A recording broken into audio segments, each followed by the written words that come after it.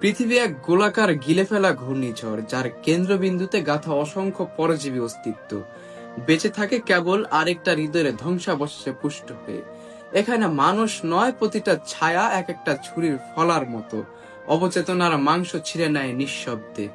আস্তে পৃষ্ঠে লেপ্টে থাকা মুখগুলো আসলে মুখ নয়, মুখোশের ছেঁড়া পরত, আলোতে জ্বললেও অভিশপ্ত রাতের বংশধর।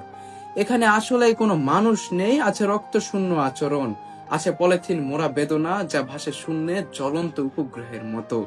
তাদের নিঃশ্বাসে বিষ, তাদের কোমলতা এক অভিনীত মহামারী, জন্ম নিয়েছে কেবল অন্য মনস্কতা থেকে।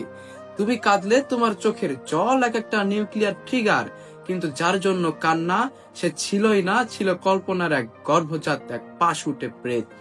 তুমি কাঁদলে তোমার চোখের জল এক একটা নিউক্লিয়ার ট্রিগার, কিন্তু যার জন্য কান্না সে ছিলই না, ছিল কল্পনার গর্ভজাত এক পাশুটে প্রেত।